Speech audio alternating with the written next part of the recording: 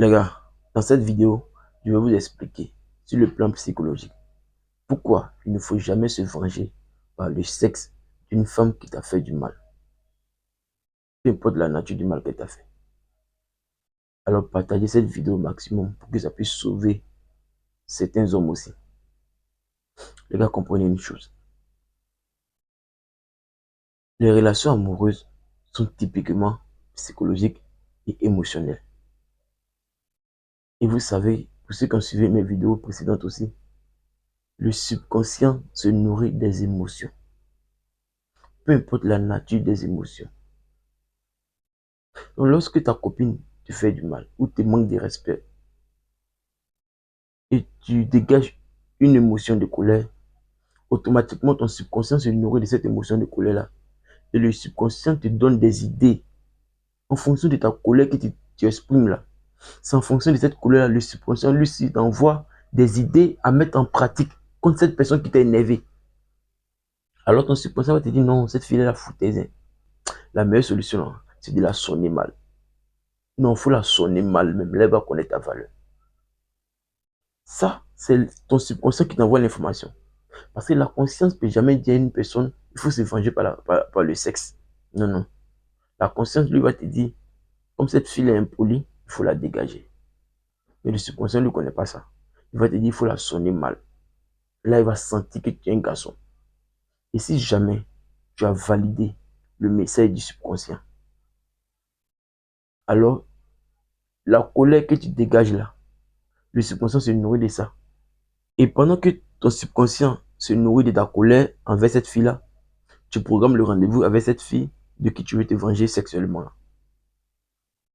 Et le jour du rendez-vous, lorsque cette fille-là vient, comprends que de base, ton subconscient, il se nourrit d'abord des émotions de colère-là, d'abord, que tu éprouvais envers cette fille.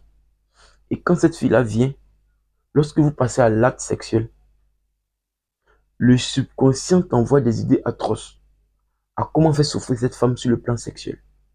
Et pendant que tu fais ça, pendant que tu te dégages, tu la fais souffrir, les émotions de douleur que cette fille-là exprime là, ton subconscient s'alimente de ça. Il se nourrit de ça. Et il prend en volume. Et je vous ai dit, lorsque le subconscient prend du volume, il devient indépendant. Et lorsqu'il devient indépendant, il devient comme une autre partie de toi, mais qui vit en toi.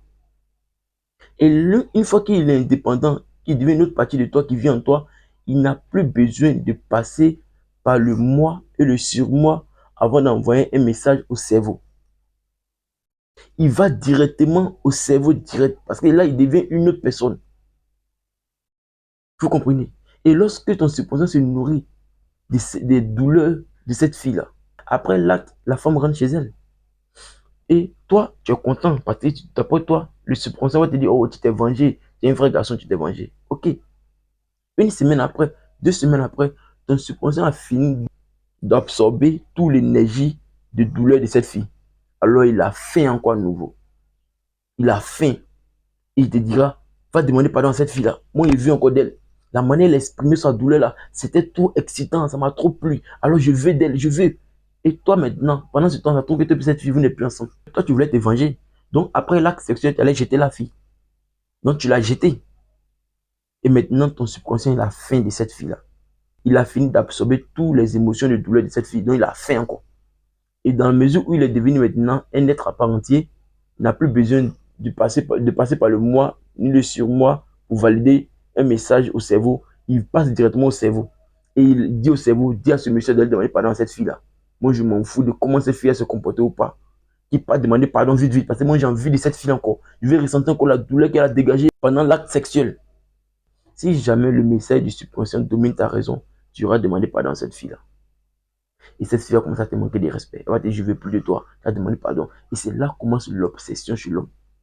Et tu deviens obsédé par cette fille, tu la supplies, tu ne sais même pas pourquoi. Et c'est pourquoi vous avez ce langage là. Je ne sais pas si cette fille-là, si elle m'a agacé ou pas. Je veux me libérer d'elle, mais je n'arrive pas. C'est compliqué. Hein. Cette fille-là, elle m'a mis dans le canari. Elle t'a pas mis dans le canari.